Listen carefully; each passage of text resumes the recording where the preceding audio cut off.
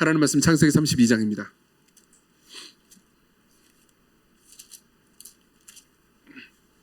24절부터 32절까지 말씀 제가 여러분들을 위해서 읽어드리도록 하겠습니다. 창세기 32장 24절부터 32절까지 하나님의 말씀을 들으십시오.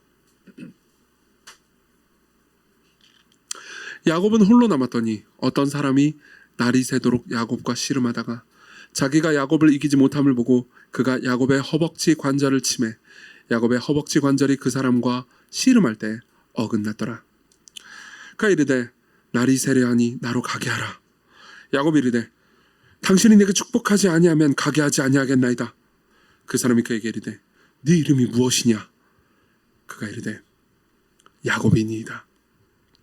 그가 이르되 네 이름을 다시는 야곱이라 부를 것이 아니요 이스라엘이라 부를 것이니 이는 네가 하나님과 및 사람들과 겨루어 이겼음이니라. 야곱이 청하여 이르되 당신의 이름을 알려주소서. 그 사람이 이르되 어찌하여 내 이름을 묻느냐 하고 거기서 야곱에게 축복한지라.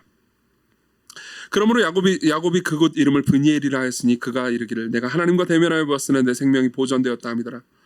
그가 브니엘을 지날 때 해가 돋았고 그의 허벅다리로 말미암아 절었더라.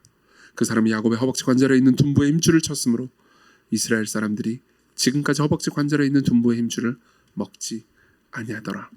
아멘. 우리는 계속해서 야곱의 일생을 보고 있습니다.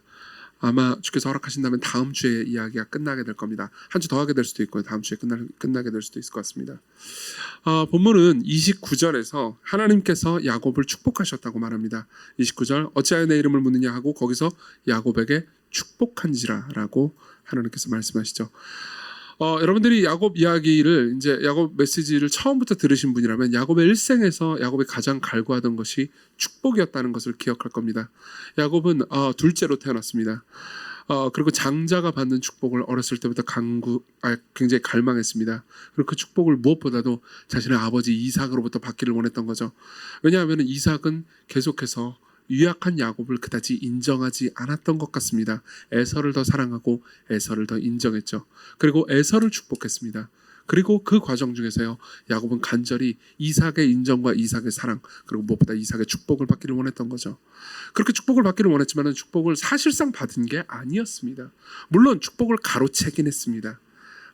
아버지 이삭이 눈이 거의 보이지 않는다라는 사실을 알고요 이삭을 속였습니다. 그리고 형 에서도 속였죠.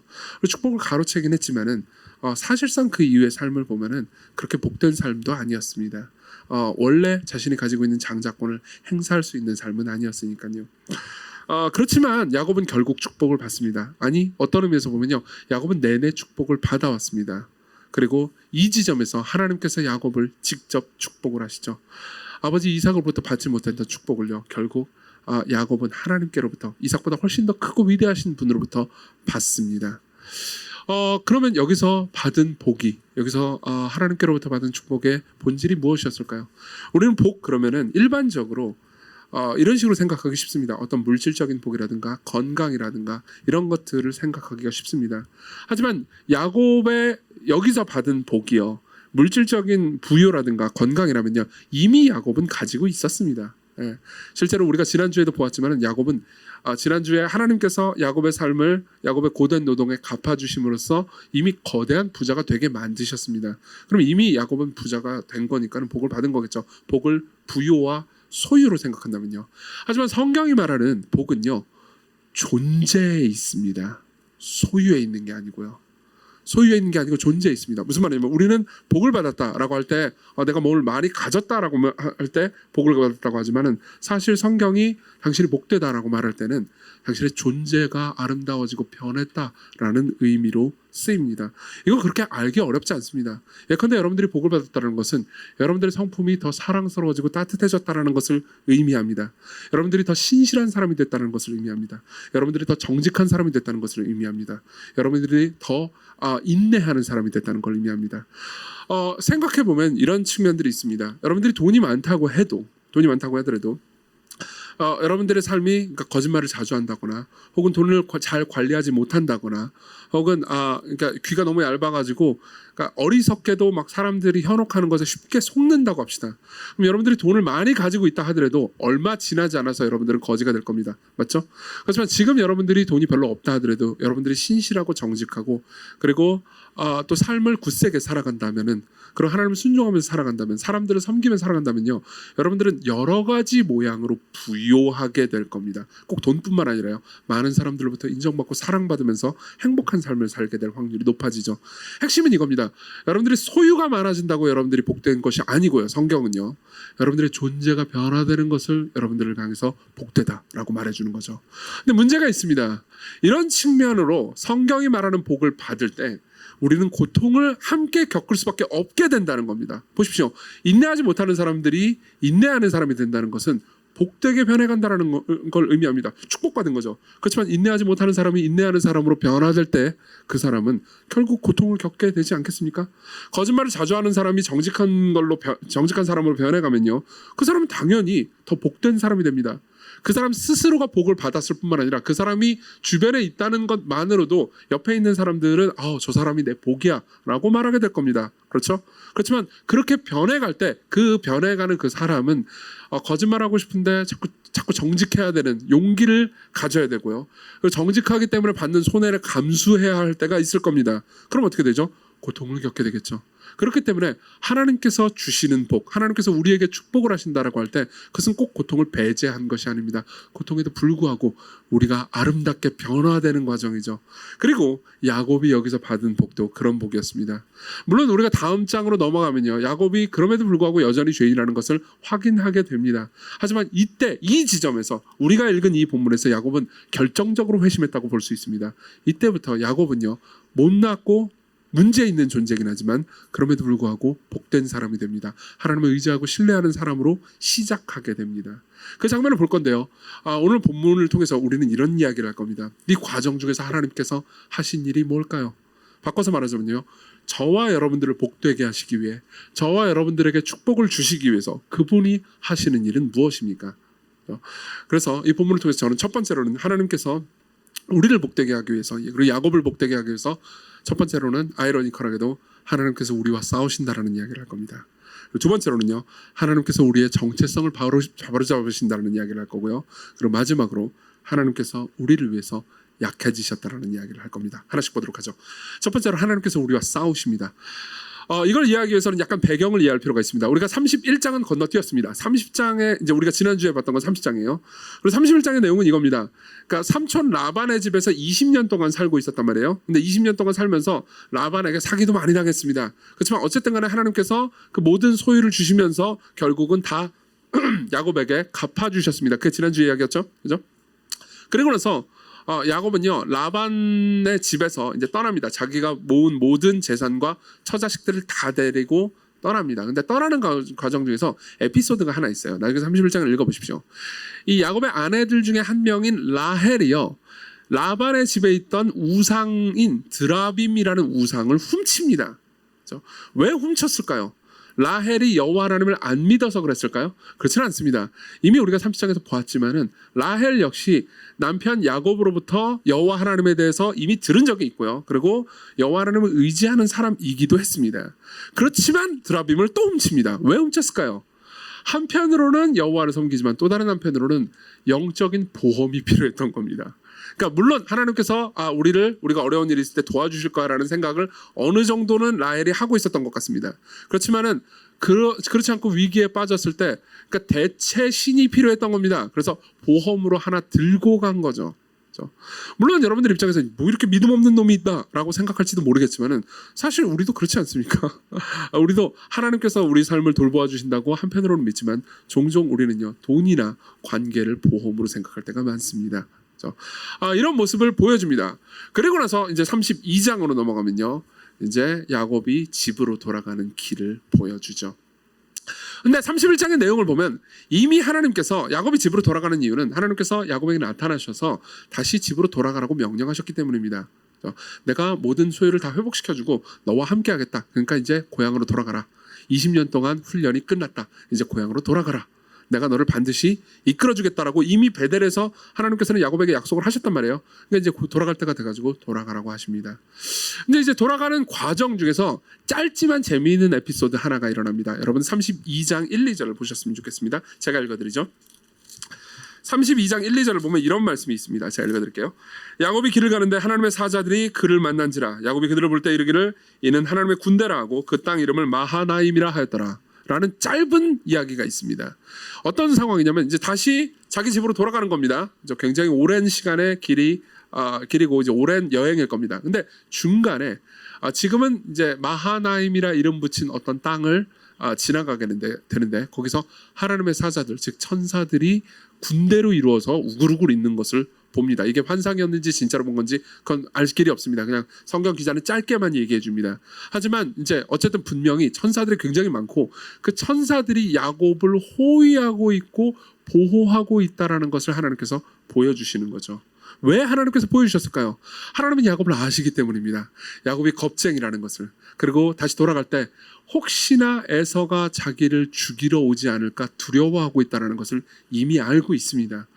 물론 야곱은 이런 식으로 생각했을런지도 모릅니다. 그러니까 전반적으로 상황이 이런 거죠. 20년이 지났어요. 물론 20년 전에 형 에서는 내가 에서에게 사기를 친 것 때문에 화가 나서 나를 죽이려고 들었습니다. 그래서 사실 도망쳐 나왔고 라반의 집에서 20년을 있었던 거잖아요. 그죠?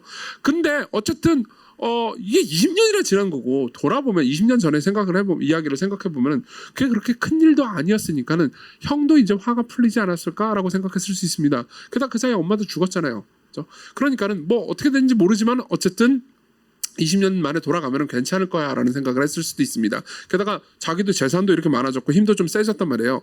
그래가지고 돌아가면 되겠다라는 생각을 한편으로는 했습니다. 하나님께서 명령하셔서 또 돌아가라고 하셨고요. 그리고 하나님께서 보호하신다고도 했습니다. 물론 야곱은 이것을 한편으로는 믿었을 겁니다. 그렇지만 야곱의 마음에는 두려움이 있었습니다. 그리고 하나님께서는요 뭔가 격려와 치열업 해주시고 싶으셨던 거죠. 그죠? 그래서 마하나임이라는 지역에서 하나님께서 함께하고 계시다는 것 그리고 야곱을 보호하기 위한 천사들이 우르르 있다라는 것을 가르쳐 주십니다. 그러면서 염려하지 말라라고 했던 거죠. 그래서 야곱은 어떻게 합니까? 돌아갑니다. 아마 힘이 됐을 겁니다. 근데 돌아갈 때 먼저 이 사자를 좀 보냅니다. 3절부터 보면요 이렇게 얘기합니다. 자기는 죄송합니다. 32장 3절 야곱이 세일 땅 에돔들에 있는 형 에서에게로 자기보다 앞서 사자들을 보냅니다. 그러니까 이제 스파이라고 볼 수도 있고요. 그냥 몇 명 보냈어요. 그래가지고 상황이 이 동태가 어떻게 되나 한번 보낸 거죠. 근데 보냈는데 어떤 일이 있었냐? 그 사자들이 가가지고 돌아왔는데 돌아올 때 이렇게 보고를 합니다. 6절 사자들이 야곱에게 돌아와 이르되 우리가 주인의 형 에서에게 이른즉 그 400명을 거느리고 주인을 만나려고 오더이다 라고 말합니다. 사자들이 와가지고 400명이 에서가 400명을 데리고 당신을 만나려고 오고 있습니다 라고 이야기를 하는 거죠. 여기서 400명이라는 것은 이렇게 문자적인 400명을 의미하는 게 아닙니다. 이건 상징적인 숫자예요. 고대 히브리 이 문학에서 400명의 남자다라는 것은 군대의 일반적 단위입니다. 그러니까는 우리는 지금 400명이라고 적혀 있어서 머릿속으로 생각하는 건 그러니까 사람 400명이잖아요. 그렇죠? 근데 실제로 그때 당시 이 얘기를 들었을 때 야곱은요. 군대를 끌고 오고 있구나 라고 들었던 거죠. 그렇죠? 이렇게 생각했던 겁니다. 아직도 분노가 풀리지 않았구나. 이제 나를 죽이려고 오는구나. 그런 생각을 했던 거죠. 두려웠겠습니까? 안 두려웠겠습니까? 당연히 두려웠죠. 그래서 7절 야곱이 심히 두렵고 답답하여 자기와 함께한 동행자와 양과 소와 낙태를 두 떼로 나누고. 자, 여기서 이제 우리는 야곱의 반응을 보게 됩니다. 야곱의 반응은 이거였습니다. 첫 번째 반응은 이거였어요. 너무 두려워요. 그래서 꾀를 냅니다. 7절 아까 읽었지만은 자기가 가지고 있는 모든 재산들 있잖아요. 재산들을 두 떼로 나눕니다. 두 떼로 나누고 8절 이르되 에서가 와서 한 떼를 치면 남은 한 떼는 피하리라 라고 일단 딱 두 개 이렇게 분리 작전을 해놓은 거죠. 양동 작전으로 딱 한 떼 취하면 이렇게 딱 도망가야지 라고 마음을 먹습니다. 근데 마음을 먹었는데 그래도 그 가운데서 배운 것도 없진 않단 말이에요. 그래도 어쨌든 하나님과 함께한 시절이 있기 때문에 배운 게 또 있어요. 그래서 배운 게 있어서 이런 상황에서는 어떻게 해야 된다는 걸 압니다. 어떻게 해야 되죠? 기도해야죠. 그죠? 기도를 시작합니다. 9절부터 12절에 꽤나 감동적인 내용의 기도를 합니다. 야곱이 또 이르되 내 조부 아브라함의 하나님 내 아버지 이삭의 하나님 여호와여 주께서 전에 내게 명하시기를 내 고향 내 족속에게로 돌아가라. 내가 내게 은혜를 베풀리라 하셨습니다. 나는 주께서 주의 종에게 베푸신 모든 은총과 모든 진실하심을 조금 더 감당할 수 없사오나 내가 내 지팡이만 가지고 이 요단을 건넜더니 지금은 2대나 이루었나이다. 내가 주께 간구하오니 내 형의 손에서 에서의 손에서 나를 건져내시옵소서. 내가 그를 두려워하면 그가 와서 나와 내 처자들을 칠까 겁이 나기 때문입니다. 주께서 말씀하시기를 내가 반드시 내게 은혜를 베풀어 내 시로 바다에 셀 수 없는 모래와 같이 많게 하리라 하셨나이다. 기도를 합니다. 기도의 내용은 간단합니다. 하나님 나를 보호해 주십시오. 에서의 손에서 나를 건져 주십시오. 당신이 약속하지 않으셨습니까? 당신이 나를 보호하신다고 했습니다. 당신이 나를 통해서 씨가 나오면요, 그 씨가 바다의 모래같이 내 할아버지 아브라함에게 주신 약속을 나에게도 똑같이 주셨습니다. 그러니까 나를 보호해 주십시오. 이렇게 말합니다. 그러면요, 우리가 여기까지 읽으면 사실 이제 우리가 창세기 32장을 읽을 때는 그러니까 긴밀하게 깊이 읽지 않으면 헷갈리는 부분이 너무 많습니다. 왜냐하면은 이 기도가 꽤나 절실하고 감동적인 기도였기 때문에 우리는 야곱이 신앙이 꽤 생겼구나, 야곱이 열심히 기도하는구나 라고 생각할 수 있습니다. 하지만 그 이전에 보면 양을 2대로 나누잖아요. 그러니까 자기 짐승을 2대로 나누잖아요. 그러니까 계략도 꾸미고 있었습니다. 그리고 기도도 하고요. 그리고 13절부터 보면 또 계략을 꾸밉니다. 읽어드리죠. 야곱이 거기서 밤을 지내고 그 소유 중에서 형 에서를 위해서 예물을 택하니 암염소가 200이고 순염소가 20이고 하여튼 많아요. 15절까지 짐승들이 많아요. 그것을 각각 16절 때로 나눕니다. 종들의 손에 맡기고 그 종들에게 이르되 나보다 앞서 건너가라. 그리고 때로 거리를 두게 하라. 그것도 앞선 자에게 명령하여 이르되 내 형 에서가 너를 만나 묻기를 내가 누구의 사람이면 어디로 가느냐. 그러고 물어보면은 야곱의 것입니다. 예물입니다. 이렇게 얘기를 해라. 그리고 19절 그 둘째와 셋째를 각 때를 따라가는 자에게 명령하여 이르되 너희로 에서를 말하거든 그렇게 말해라. 이렇게 얘기를 합니다. 그러니까 상황을 설명해 드리죠. 짐승들 있잖아요. 2대로 나눴다가 머리를 더 짜냅니다. 어떻게 하지 하다가 짐승들을 이렇게 길게 늘어뜨립니다. 종들이 조금씩 그리고 또 좀 떨어지게 이렇게 있게 하는 거죠. 여러분 그거 아십니까? 이 17대 1로 싸워도 이렇게 해볼 만한 방법이 하나 있습니다. 물론 이제 거의 불가능한데 17대 1로 싸우면 이제 죽는 거죠. 근데 해볼 만한 방법이 딱 하나 있습니다. 뭐냐? 이 아주 좁은 통로에서 싸우는 거예요. 그래서 좁은 통로에서 이렇게 이제 나하고 17명이 있어도 1대1 구도밖에 안 되잖아요. 좁은 통로에서 싸우면은. 그렇죠? 그러니까 이제 한 명씩 싸우면서 이기는 거. 물론 저는 질 거예요. 저는 지겠지만은 마동석은 이길지도 모르죠. 마동석은 그냥 이기나? 어쨌든 잘 모르겠습니다. 어쨌든 그러니까 계획을 짠 거예요. 이렇게 길게 딱 늘어뜨리면 앞에서 에서가 군대를 데리고 딱 치더라도 그 뒤에 있는 애들이 이렇게 다시 딱 도망치면 물론 짐승들이 스피드는 좀 느리겠지만 그래도 그 과정 중에서 나는 피할 수 있겠지라는 생각을 한 거죠. 그죠? 근데 이게 지금 32장까지만 보면 뭐 그렇구나라고 생각할 수 있겠지만은 33장의 구도를 보잖아요. 그러면 진짜 비겁했다라는 것을 알게 돼요. 33장 2절 제가 읽어드릴게요. 1, 2절 야곱이 눈을 들어보니 에서가 400명의 장성을 거느리고 오공으로 있는지라 그 자식들을 나누어 레아와 라헬과 두 여종에게 맡기고 여종과 그들의 자식들은 앞에 두고 레아와 그의 자식들은 다음에 두고 라헬과 요셉은 뒤에 두고 자기는 물론 이제 이 상황 33장은 야곱이 회개한 이유기 때문에 자기는 앞서 나갑니다. 근데 그 이전 회개하기 전에는 어떤 구도였냐면 이런 구도였어요. 자, 앞에 짐승들이 있어요. 짐승들을 일자로 늘어났죠. 그리고 거리를 꽤 뛰었습니다. 왜요? 딱 공격을 하면은 도망가게. 그렇죠? 도망가기 쉽게요. 그러고 나서 짐승들 다 일자로 세워놓고 바로 그 뒤에는 이제 아내가 넷이잖아요. 그래서 아내 중에서 종 아내 둘 비라와 실바가 있단 말이에요. 그 둘하고 그 자식들을 놓습니다. 그 다음에는 레아와 자식들을 놓습니다. 레아의 자식들은 6명이잖아요. 아들이 6명이잖아요. 그리고 디나도 있으니까 딸까지 7명이죠. 그리고 나서 맨 뒤에 라헬과 요셉, 라헬의 아들 요셉. 그리고 자기가 맨 뒤에 있어요.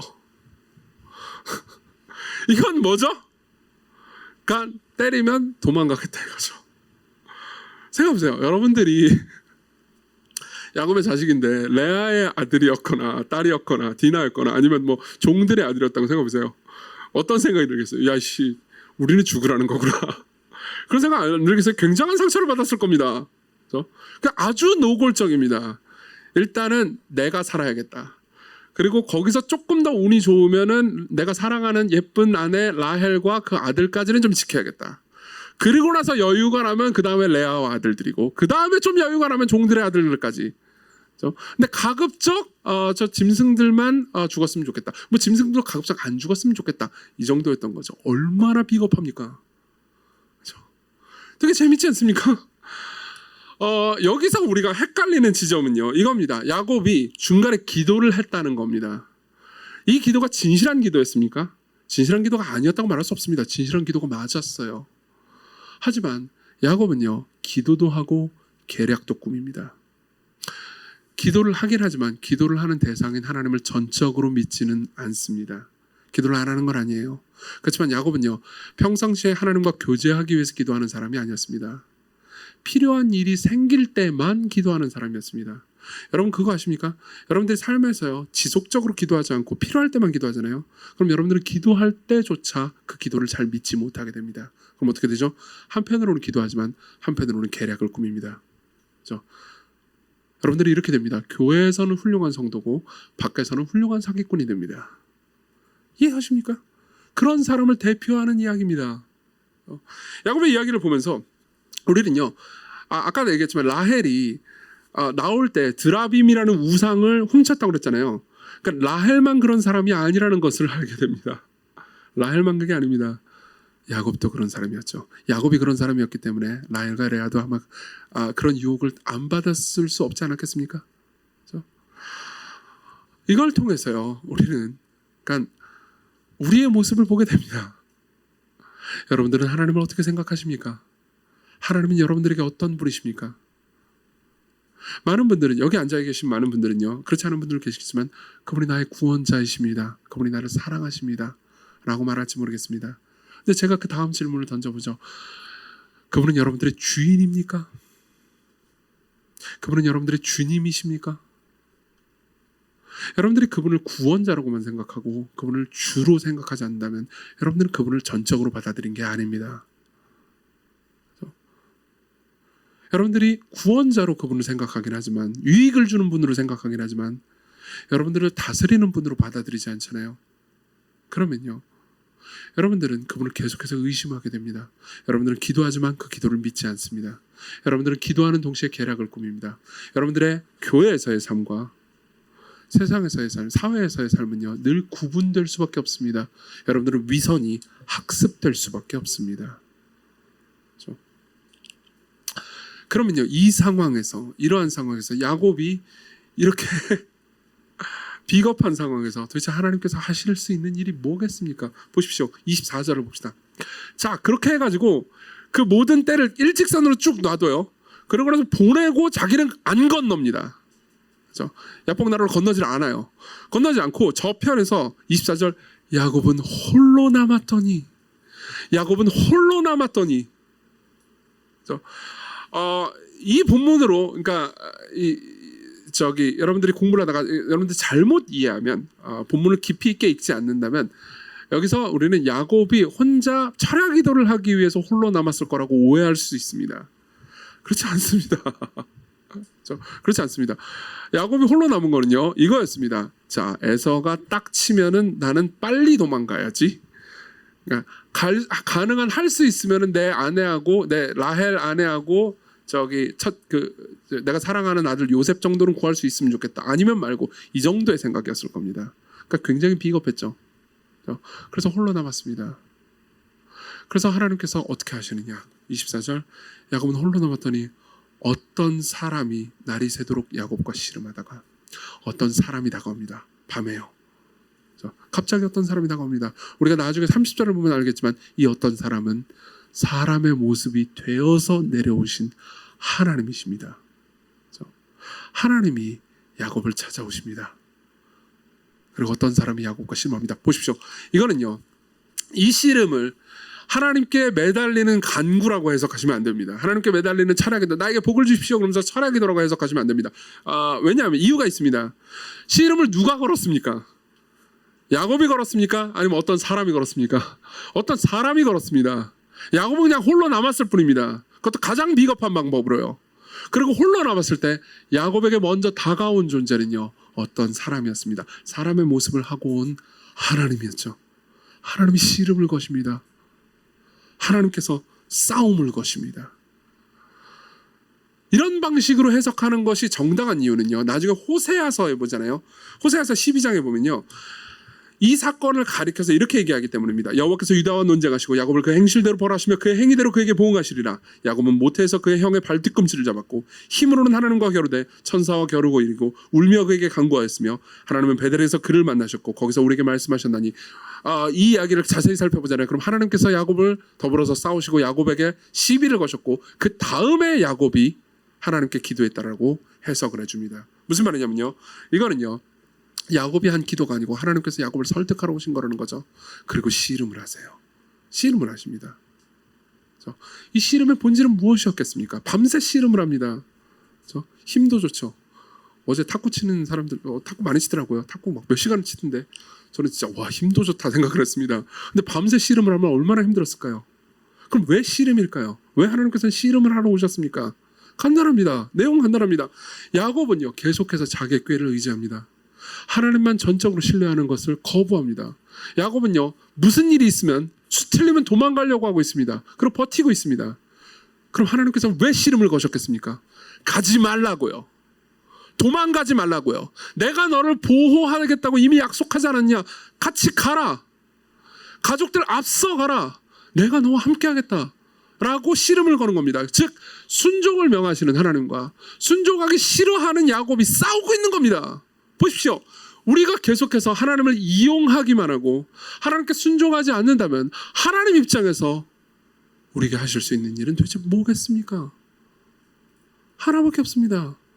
우리와 싸우는 거죠. 우리와 싸우는 거죠. 그리고 나서 재미있는 지점이 있습니다. 얼마나 재밌냐면요. 보십시오. 25절입니다. 자기가 야곱을 이기지 못함을 보고 그가 야곱의 허벅지 관절을 치매 야곱의 허벅지 관절이 그 사람과 씨름할 때 어긋났더라. 자 보십시오. 하나님께서 싸움을 걸어요. 근데 야곱은 끝까지 말을 듣지 않습니다. 끝까지 이겨먹으려고 듭니다. 그래서 하나님께서 어떻게 하십니까? 야곱의 허벅지 관절을 치십니다. 여기서 치다라고 치매라고 번역된 단어 있잖아요. 이 단어는 히브리어 원문으로 볼 때 그러니까 이게 딱 치다 이런 의미가 아닙니다. 이 단어는요 다른 모든 성경에 같은 단어를 쓰이는 부분은요 터치하다는 뜻입니다. 건드리다, 만지다라는 의미입니다. 그렇죠? 하나님께서요 야곱의 허벅지 관절을 툭 치셨습니다. 살짝 건드리셨습니다. 그러니까 우지직. 그렇죠? 왜 이런 일이 일어났을까요? 자 봅시다. 야곱의 덩치가 어떤지 성경에 안 나오기 때문에 야곱이 라이트급인지 패더급인지 아니면 헤비급인지 저는 잘 모르겠습니다. 근데 하나님은 도대체 체급이 뭡니까? 전능급이요? 네. 그분이 야곱을 다루십니다. 그리고 그분이요 자신이 누군지를 보여주시는 겁니다. 툭 칩니다. 그리고 우지직. 왜 그러셨을까요? 왜 그러셨을까요? 그 다음 절을 보면 나옵니다. 26절 죄송합니다. 26절 같이 읽겠습니다. 시작. 그가 이르되 날이 세려하니 나로 가게 하라. 야곱이 이르되 당신이 내게 축복하지 아니하면 가게 하지 아니하겠나이다. 제가 무슨 이유가 있습니다. 이 장면이 얼마나 웃기는지 보십시오. 자 보세요. 야곱은 어떻게 하고 있었죠? 자식 새끼들하고 아내들하고 저기 짐승들하고 쭉 늘어놓고 저기 건너게 하고 자기만 홀로 남았습니다. 그래서 화가 나신 하나님이 야곱을 싸우러 오셨습니다. 싸울 수밖에 없죠. 그렇죠? 내가 사랑하는 존재가요 잘못 행동했을 때 내가 할 수 있는 일은 싸움밖에 없습니다. 그렇죠? 제 자식들이 잘못 행동하고 있습니다. 어리석게 행동하고 있습니다. 그럼 제가 자식과 함께 할 수 있는 게 뭐겠습니까? 싸움입니다. 여러분들 어떻게 생각할지 모르겠지만 저는 여러분들을 사랑하고 여러분 여기 중에서는 저보다 나이가 많으신 분도 계시긴 하지만 성경이 그렇게 말하고 있기 때문에 저는 제가 여러분들의 목회자로 부르심을 받았고 여러분들의 영적인 아버지로 부르심을 받았다는 것을 알고 있습니다. 둘 다 성경에 나와 있죠. 여러분들이 하나님 뜻대로 안 살기 위해서 몸부림을 칠 때 제가 여러분들에게 느끼는 감정은 뭐겠습니까? 사랑하기 때문에 싸울 수밖에 없습니다. 그리고 하나님도요 싸우시죠. 그리고 그분이 야곱을 사랑하기 때문에 야곱이 도망치는 걸 내버려 두실 수 없었고 툭 치십니다. 그리고 허벅지 관절이 금이 가죠. 그리고 절름발이가 됩니다. 이때 이후로 야곱은요 계속 절름발이로 살아갑니다. 그리고 하나님께서 말씀하십니다. 날이 샜다. 가겠다. 이게 재밌는 부분이다. 왜 절름발이로 만드셨을까요? 보세요. 이 상황에서 절름발이로 만들어 놓고 하나님이 간다고 합시다. 그럼 야곱은 어떻게 되죠? 이제 절름발이가 됐기 때문에 못 도망갑니다. 그죠? 자, 내가 졌다. 그리고 가시는 거예요. 물론 이때 가겠다라는 말은요, 그러니까 문자적으로 진짜 가겠다라는 의미가 아닙니다. 이제 나 간다 이거죠.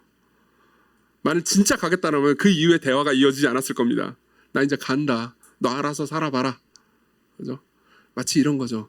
애가 밥을 안 먹고 할 때 그걸 먹지 마! 이런 거랑 똑같은 거죠. 그죠? 간다. 그러니까 그때서야 야곱은요, 의지할 곳이 하나님밖에 없다는 걸 알게 됩니다. 그동안은 자기의 꾀를 의지했습니다. 자신의 재산을 의지하기도 하고요. 그리고 주로 의지한 게, 야곱은 머리가 좋은 사람이었던 것 같아요. 계속해서 자기의 꾀를 의지합니다.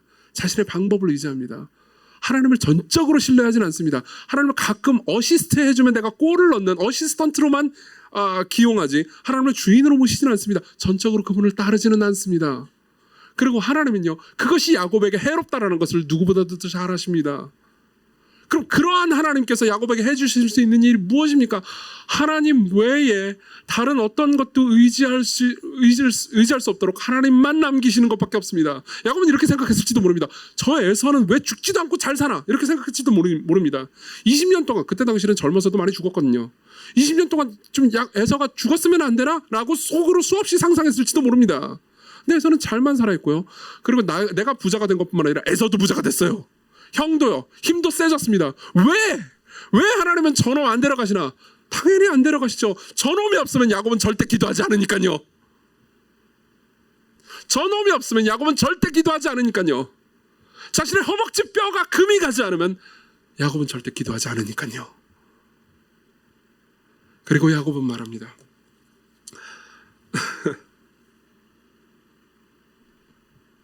당신이 내게 축복하지 않냐면 가게 하지 않겠습니다. 여러분, 이게 우리에게 복을 주시기 위해서 하나님께서 하시는 일입니다. 우리의 입에서 하나님, 제가 변하는 복이 저한테 필요합니다. 제가 회개하는 복이 저한테 필요합니다라는 말이 튀어나올 때까지 그분이 하시는 일은 싸움입니다. 우리와 더불어서 싸우시는 겁니다. 왜 그렇습니까? 싸우지 않으면 우리가 도무지 변하지 않기 때문입니다. 야곱은 생각했습니다. 에서가 문제다. 에서와의 관계만 회복된다면, 아니면 에서가 죽어버린다면, 에서의 문제만 해결된다면 내 삶이 평온할 텐데, 근데 하나님께서는 오셔서 하시는 일이 뭔지 아십니까? 아니야. 너의 문제는 에서와의 문제가 아니다. 에서가 사라져도 또 다른 사람이 나타날 거고, 너는 그 사람한테 또 사기를 칠 거고, 또 문제가 생길 거다. 너의 진짜 문제는 에서와 너와의 관계가 아니다. 너의 진짜 문제는 나와 너와의 관계다. 여러분, 같은 생각을 하시는 분들이 분명히 계실 겁니다. 여러분들 중에 많은 사람들이 이런 식으로 생각할 겁니다. 지금 내 문제는 내 직업과 나와의 문제야. 이 직업 문제만 해결된다면 나는 행복할 텐데, 아니요, 하나님께서는 여러분들에게 이렇게 말씀하십니다. 아니, 직업이 문제가 아니다. 너와 나와의 관계가 제일 큰 문제다. 애인만 있다면, 혹은 내 남편, 내 아내가 나를 속썩이지 않는다면, 내 자식들이 나를 속썩이지 않는다면, 내가 지금 만나는 애인이 나를 속썩이지만 않는다면 나는 평안하고 행복할 텐데, 하나님께서 말씀하십니다. 아니다. 너의 직업도, 너의 성취도, 너의 애인도, 너의 가족도, 누구도 아니다. 너와 나와의 관계의 문제다. 내가 그 모든 걸 다스리고 있다. 내가 그 모든 걸 통치하고 있다. 내가 모든 것을 인도하고 있다. 왜 너는 나 빼고 모든 것을 신뢰하느냐? 이게 하나님께서 우리를 붙잡고 이야기하시는 싸움의 주제입니다. 야곱은 내내 이 싸움을 하나님과 더불어 싸웠고요. 하나님은 이때 나타나셔서 씨름을 하시는 거죠. 두 번째로 넘어갑니다. 하나님께서는 우리의 정체성을 새롭게 하십니다. 야곱의 정체성도 마찬가지고요. 자, 야곱은 어쨌든 기도하지 않으면 안 되는 핀치에 몰려버렸습니다. 그리고 기도를 합니다. 물론 이 기도가 어쩔 수 없는 핀치에 몰려서 한 기도이긴 하지만, 그럼에도 불구하고 이 야곱의 기도는 진실했습니다. 실제로요, 대부분의 주석가들은 야곱의 이 축복을 구하는 기도가 너무너무 진실한 기도였다고 얘기합니다. 그중에서 팀 캐러 목사님은요, 이 야곱의 당신이 내게 축복하지 않으면 가게 하지 아니하겠나이다 라는 기도를 이렇게 길게 풀어서 해석해 줍니다. 제가 읽어드리죠. 여태까지 나는 지독한 바보였습니다. 평생 하나님의 복을 구하되 하나님 아버지의 인정과 라헬의 미모에서 찾으려고 했습니다. 그런데 그 복은 아버지의 인정도 라헬의 미모도 아니고 하나님 앞에 안에 있었습니다. 이제 하나님이 내게 축복하지 않으시면 보내드리지 않겠습니다. 다른 것들은 다 중요하지 않습니다. 이러다가 죽어도 좋습니다. 하나님의 복이 없으면 내게 아무것도 없는 거니까요. 다른 무엇으로도 안 됩니다. 그렇죠? 자, 이렇게 야곱이 하나님께 축복을 구하니까 하나님께서 말씀하십니다. 27절 같이 한번 읽어봅시다. 시작. 그 사람이 그에게 이르되 네 이름이 무엇이냐? 그가 이르되 야곱이니이다. 보세요. 이거 굉장히 아름다운 장면입니다. 하나님께서 말씀하세요. 네 이름이 뭐냐? 모르시는 게 아니죠. 그죠? 처음 이름이 뭐 자기소개부터 하고 그 다음 레슬링을 할까? 이게 아니잖아요. 그죠? 네 이름이 뭐냐? 야곱이라는 이름이 무슨 뜻일까요? 야곱은 1차적인 의미는 붙잡다 이런 의미입니다. 야곱이 태어날 때요, 에사의 발을 붙잡고 매달리고 태어났거든요. 근데 그때 당시 야곱이라는 단어의 의미는요, 히브리어로는요, 사기치다, 강도질하다 이런 의미였습니다. 아주 중의적인 의미를 가지고 있죠. 그리고 하나님께서 야곱에게 물으십니다. 네 이름은 뭐냐? 야곱은 말합니다. 야곱입니다. 무슨 의미죠? 하나님, 내가 사기꾼입니다. 내 평생 그런 삶을 살았습니다.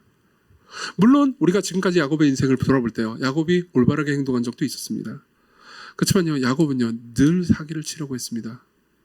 형에 대해서 사기를 쳤고요, 꾀를 내었습니다. 아버지를 대해서도 꾀를 내서 사기를 쳤습니다. 그리고 자기의 아내들을 이용했습니다. 물론 야곱이 좋은 삶을 살기도 했지만 그 가운데서 늘 야곱은요, 틈만 나면 하나님을 의지하는 것을 어떻게든 안 해보려고 노력하면서 살았습니다. 그리고 말하는 거죠. 그때 비로소 자신의 진짜 정체성을 깨닫는 겁니다. 저는 야곱입니다. 무슨 의미입니까? 저는 죄인입니다. 저는 죄인입니다. 저는 지금까지 당신을 피해 달아난 사람이었습니다. 저는 이 본문을요, 목회를 하면서 3번 정도 설교를 했습니다. 목회 초년기에 설교를 한 번 했고요. 그리고 2017년도 수련회 때 한 번 설교를 했습니다. 아마 그때 계신 분들이 많지는 않지만은 여기 계신 분들이 있을지 모르겠습니다. 그리고 오늘 설교하죠. 근데요, 어젯밤에 좀 저한테는 굉장히 특별한 시간을 가졌습니다. 왜냐하면 이 본문을 가지고 기도를 하는데 굉장히 되게 은혜롭더라고요. 특별히 은혜로웠습니다. 저한테는 굉장히 개인적으로 감사한 시간이었습니다. 개인적인 얘기를 하는 걸 용서해 주십시오. 제가 목회 초기에 이걸 설교할 때는요, 그냥 재미있게 했습니다. 재밌잖아요. 그죠? 그냥 재밌었던 기억밖에 잘 나지 않습니다. 2017년도 수련회 때 설교를 할 때는 그때도 재밌었어요. 그리고 그때도 은혜를 주셨습니다, 하나님께서. 그렇지만 그때 제 마음은, 그러니까 이 야곱 같은 것들아 순종해라 이것들아 이런 말을 하고 싶은 마음이 더 컸던 것 같습니다. 그리고요, 어제 밤에 여기서 기도를 하는데요, 네 이름은 뭐냐? 라고 물으실 때 저도 이런 생각이 들었습니다. 정규야, 네 이름은 뭐냐? 저는 이렇게 말할 수 있습니다. 저는 시광교회 담임 목사입니다. 근데 생각해보면요, 물론 11년 동안 제가 목회를 하면서 사람들을 사랑하고 선한 일을 한 것도 사실입니다. 하나님의 은혜로 감사하게 열매를 맺은 것도 사실이죠. 그렇지만 저만 아는 사실이 있습니다. 아니, 정확히는 저하고 하나님만 아는 사실이 있죠. 저는 때로는 과장하고, 때로는 사기치고, 때로는 편애하고, 때로는 사람들에게 상처를 줬습니다. 저는 말로 일을 하는 사람입니다. 그렇죠? 저는 늘 말로 일을 하죠. 그래서 말로 엄청나게 죄를 저질렀습니다. 여러분들은 모르죠, 감사하게도. 그렇죠? 그렇지만 저만 아는 저에 대한 사실을 여러분들이 알게 된다면요, 여러분들은 저를 역겹게 느낄지 모르겠습니다. 이 얘기를 해도 된다고 생각한 이유는 여러분들만 아는 여러분들의 이야기를 제가 알면 똑같은 생각을 할 거라고 여러분들도 계산할 수 있을 거라고 생각하기 때문에 그런 겁니다만, 그래서 말했습니다. 저는 야곱입니다. 제 본질은 하나님 앞에 죄인입니다. 저는 당신의 복이 필요합니다. 당신의 복이 없으면 저는 아무것도 아닙니다. 그러니까 말씀하십니다. 28절 같이 읽습니다. 그가 이르되 내 이름을 다시는 야곱이라 부를 것이 아니요 이스라엘이라 부를 것이니 이는 내가 하나님과 및 사람들과 겨루어 이겼습니다. 아니, 이제 너는 야곱이 아니다. 너는 이스라엘이다. 이스라엘이라는 이름은요, 두 가지 중의적인 의미를 가지고 있습니다. 이 단어는요, 히브리어로, 그러니까 축약어입니다. 근데 어떤 의미를 가지고 있냐면은 하나님과 싸우다, 하나님과 더불어 싸워서 이기다, 이런 의미를 가지고 있어요. 근데 또 다른 한편으로 1차적인 의미는요, 하나님이 싸우다라는 의미도 가지고 있습니다. 중간적인 의미죠. 하나님과 더불어 싸우다, 혹은 하나님이 싸우다. 이스라엘 L이 싸우다라는 뜻이거든요. L이 하나님이에요. 그렇죠? 이거는 야곱의 정체성을, 새로워진 정체성을 잘 보여줍니다. 하나님께서는 이렇게 말씀하시는 겁니다. 자, 지금까지 너는 나를 의지하지 않고 네가 신이 되어 네가 네 인생의 주인이 돼서 네가 원하는 대로 살았다. 나를 이용하기만 했지. 그리고 네가 삶에서 힘들 때는 늘 꾀를 냈다. 네가 해결해 보려고 했다. 너는 나를 찾지 않았다. 그리고 네 힘으로 안 될 때만 나를 찾았지. 그렇지만 아니다. 이제 너는 무슨 일이 생기면 나와 싸우자. 나를 상대해라. 나를 맞아라. 나도 너와 싸우겠다. 우리 둘이 지지고 볶고 살자. 이해하십니까? 이게 이스라엘이라는 말의 의미입니다. 여러분, 이 이스라엘이라는 단어는요, 단순히 야곱의 이름이 아닙니다. 이후에 야곱의 후손인 이스라엘 백성들의 이름이기도 하고요. 신약으로 넘어가도 로마서 9장과 10장은 이렇게 말합니다. 예수 그리스도를 믿는 우리가요, 우리는 한민족이잖아요. 근데도 불구하고 사도 바울은 이렇게 얘기합니다. 당신이 헬라인이든 이방인이든 무슨 뭐 한민족이든 미국 사람이든 뭐든 당신이 그리스도 안에 있다면 우리가 영적인 이스라엘이라고요. 뭘 의미합니까? 하나님께서 여러분들에게 말씀하십니다. 내가 너와 싸우겠다. 내가 너와 지지고 볶고 살겠다. 너도 나를 상대해라. 나를 찾아라. 나를 붙잡고 살아라. 내 바짓가랑이를 붙잡고 내게 축복하지 않으면 내가 당신을 보내드리지 않겠습니다 라고 내게 매달려라. 나도 너한테 매달리겠다. 이해하십니까? 이게 너의 정체성이다. 이게 너의 삶이다. 너는 더 이상 사기꾼이 아니다. 앞으로도 사기치면서 살겠지. 그렇지만 내가 너를 가만두지 않겠다. 너도 나를 가만두지 말아라. 이게 야곱이 가져야 되는 정체성이었습니다. 그게 하나님께서 바꾸신 이스라엘이라는 이름의 의미죠. 여러분들은 야곱입니까? 이스라엘입니까? 성경은 말해줍니다. 여러분들이 그리스도 안에 있다면 하나님께서 여러분들에게 말합니다. 너는 이스라엘이다. 세 번째로 넘어가죠. 하나님께서 우리를 위해서 약해지셨습니다. 자, 이 지경까지 왔을 때 우리는 전반적인 스토리를 파악했지만 한 가지 해결해야 되는 문제가 있습니다. 아마 지금까지 설교를 들으면서 이건 좀 이상하다고 느끼는 부분이 이 부분이 있었을 겁니다. 하나님이 졌다고 말합니다. 그렇죠? 야곱이 이겼다고 말해요. 근데 생각해 보세요. 하나님이 졌다고 뭔가 이상합니다. 안 그렇습니까? 하나님이 졌다는 말이 도대체 무슨 의미일까요? 이스라엘이 이겼다는 말은 무슨 의미일까요? 보십시오. 아까 파워 터치를 생각해 보십시오. 힘으로 졌다는 의미는 아닙니다. 그렇죠? 헤비급과 전능급이 어떻게 상대가 되겠습니까? 근데 하나님은 졌습니다. 하나님께서 네가 이겼다고 말씀하셔요. 무슨 의미일까요? 간단합니다. 여러분, 자식이 부모하고 싸우면 누가 이깁니까? 2부 예배에 참석하시는 분은 대다수가 미혼이기 때문에 그러니까 경험적으로 모르실 수도 있습니다. 그렇지만 아실 겁니다. 자식이 이기죠. 그런 말 들어보신 적 있잖아요. 자식이 이기는 부모가 없다. 물론 이 얘기를 하잖아요. 그럼 여러분들은 저한테 개인적으로 봤을 때 우리 엄마는 진짜 나를 이겨요. 이렇게 얘기하는 분도 계세요. 그렇죠? 근데 생각해 보면요, 자식을 사랑하는 부모는요, 자식 앞에 약해집니다. 예.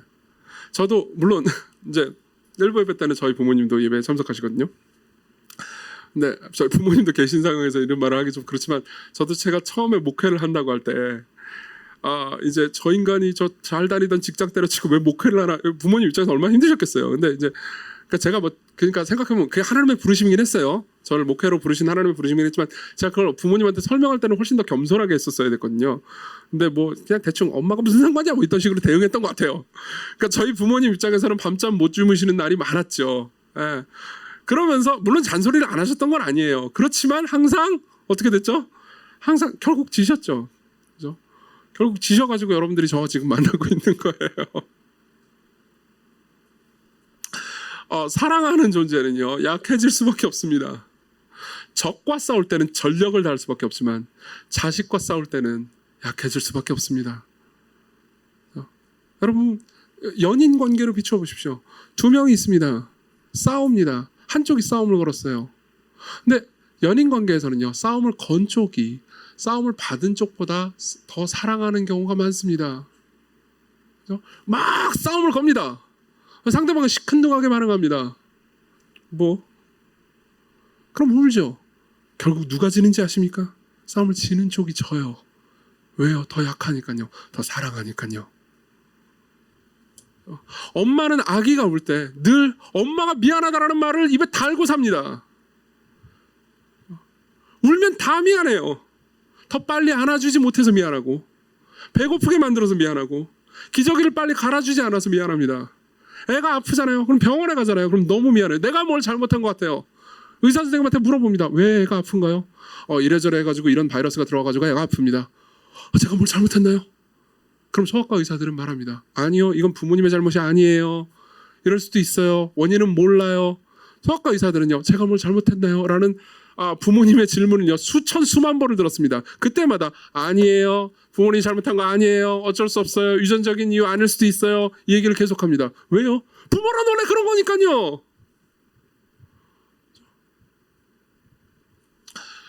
그래서 하나님께서는요 야곱과 싸우실 때 절대 풀파워를 내실 수가 없습니다.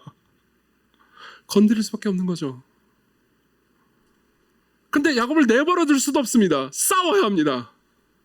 그렇지만 약해질 수밖에 없는 거죠. 이 부분을요 가장 아름답고 그리고 진지하게 주석한 사람은 아마 16세기의 종교개혁자 칼뱅일 겁니다. 잔 칼뱅은요 이 본문에 하나님이 싸우신다라는 개념을 설명하면서 이런 굉장히 인상적인 말을 남깁니다. 조금 길지만 제가 다 읽어드리겠습니다. 한때 우리 조상 야곱의 삶에서 보던 것들이 그의 각 성도들의 생활에서도 매일 보인다. 즉 그들은 유혹과 시험 속에서 하나님과 씨름하고 있다. 우리가 믿음의 발걸음을 내디딜 때 우리는 시험을 받는다. 하나님은 우리에게 믿음의 시험을 주시지만 동시에 우리가 거기에 대응할 수 있는 힘을 공급하신다. 그리하여 하나님은 우리와 잘 들으세요. 같은 편에도 계시고 우리와 맞은 편에도 계신다. 우리의 적이 되시기도 하신다. 말하자면 한 손으로는 우리를 치시지만 다른 한 손으로는 우리를 안아서 보호하고 계신 셈이다. 그렇다. 하나님은 우리를 억누르는 것보다 더 많은 힘을 우리에게 공급하시며 진실하고 적절하게 말하자면 하나님은 왼손으로는 우리와 싸우시고 오른손으로는 우리를 위해서 싸우신다. 그분은 우리를 가볍게 대적하시지만 불굴의 힘을 우리에게 공급하시어 그 싸움에서 승리하게 하신다. 여러분 이렇게 기도해 보신 적이 있습니까? 하나님 저와 싸워 주십시오. 하나님 저와 싸워 주십시오. 그분은 여러분들과 싸우십니다. 한 손으로는 여러분들과 싸우시지만 다른 한 손으로 여러분들을 보호하시죠.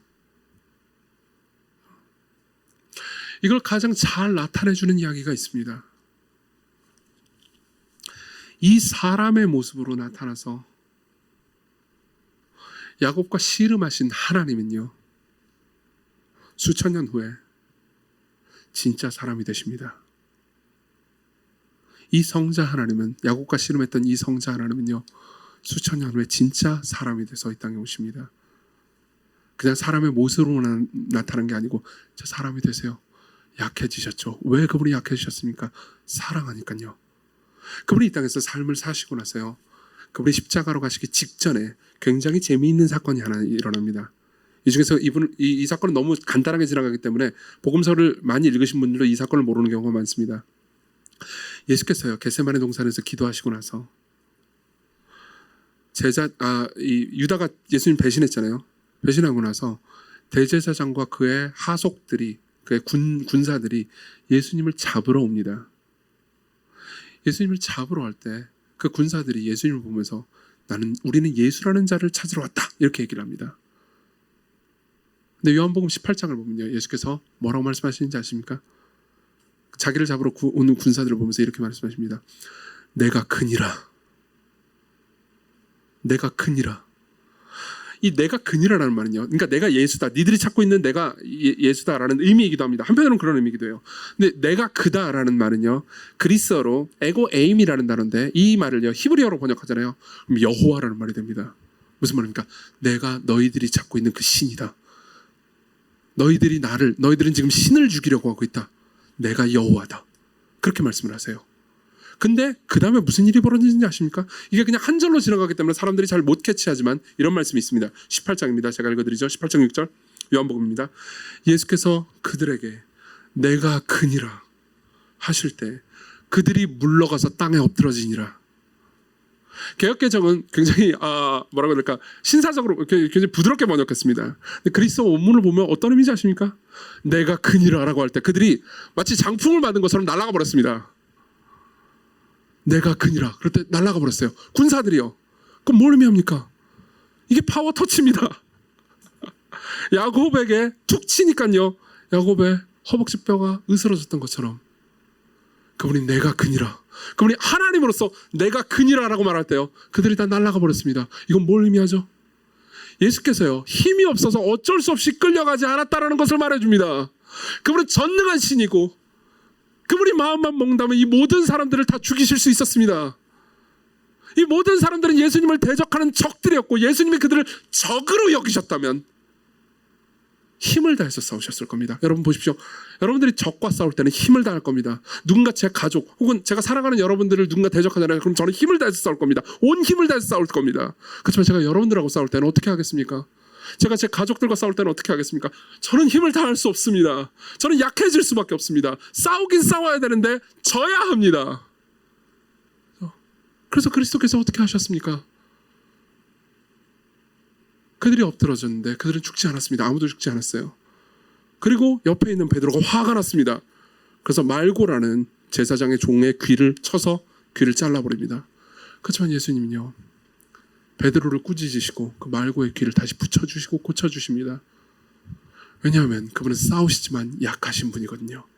그리고 그 강한 분이 내가 크니라라고 말할 때 그분이 마음만 먹으면 모두를 죽이실 수 있는 그분이요 바로 그 다음 장 요한복음 19장에 보면요 무력하게 십자가로 끌려가시죠.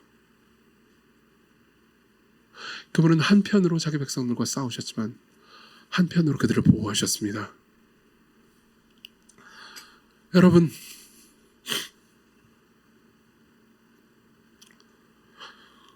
이 이야기를 통해서 야곱과 싸우신 그 하나님이 우리를 위해서 우리 안에 있는 원수인 죄와 죽기까지 싸우시고 우리를 변화시키기 위해서 저와 여러분들과 우리와 약해지심으로 싸우신다라는 것을 볼 수 있지 않습니까? 그분은 여러분들을 징계하십니다. 때로 징계하십니다. 그렇지만 그분이 여러분들을 징계하실 때, 여러분들을 불순종할 때 징계하실 때 여러분들을 안으시면서 징계하십니다.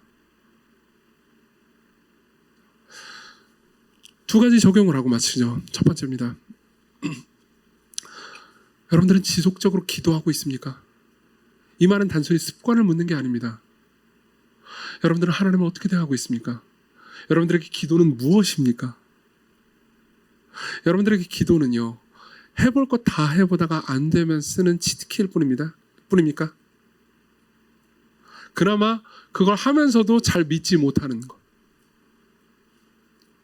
여러분들이 계속해서 지속적으로 기도하지 않는다면 여러분들은 하나님을 이용하는 방식으로만 기도하게 될 겁니다. 두 번째로는요 순종하십시오.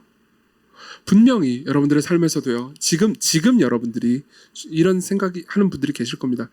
제가 여러분들의 마음을 다 알지 못하지만 내가 하고 싶어하는 어떤 것이 하나님께서 성경에서 명시적으로 금지한 하지 말라고 한 어떤 것일 가능성이 있는 게 있을 겁니다. 그렇죠?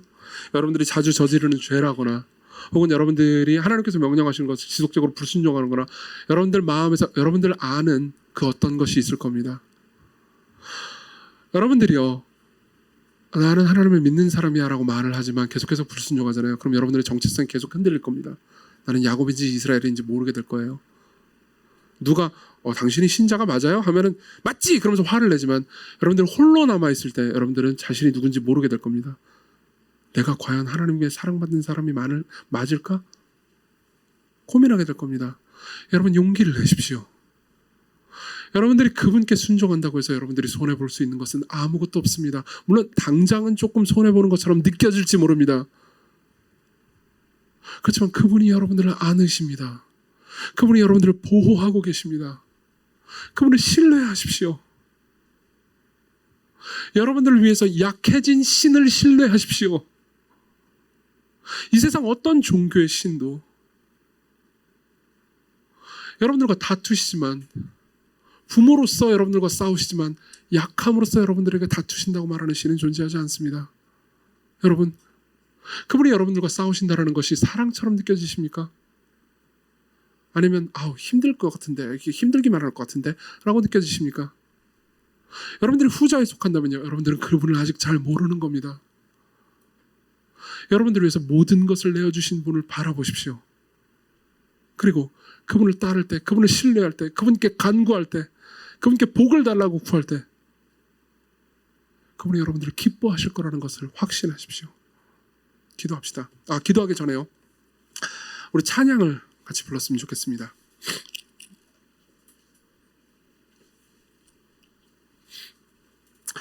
가사를 제가 읽어드리죠. 여러분들 잘 아는 노래일 겁니다.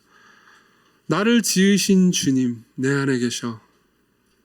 처음부터 내 삶은 그의 손에 있었죠. 생각해보세요. 야곱을 상상해 보십시오. 야곱의 이야기를 생각해 볼 때 이 가사가 너무 잘 어울리지 않습니까? 야곱은 자기 꾀로 자기 멋대로 삶을 살긴 했지만 어쨌든 간에 야곱의 삶은요 늘 하나님의 손 안에 있었습니다. 여러분들도 마찬가지예요. 그리고 이 노래는 이렇게 고백합니다. 내 이름 아시죠? 네. 내가 누구인지, 내 정체성이 진짜 무엇인지 아시는 분은 하나님밖에 없습니다. 여러분들이 이정규를 아신다고 생각하십니까? 물론 어느 정도 아시죠. 그렇지만 가장 깊은 곳까지는 모르시잖아요. 그렇죠? 근데 그분은 아십니다. 그분은 이정규의 이름을 진짜로 아십니다. 이름을 안다는 건 단순히 그러니까 문자 3개를 안다는 걸 의미하는 게 아닙니다. 이정규 이걸 안다는 게 아니에요. 우리의 정체성과 가장 깊은 곳을 아신다는 겁니다.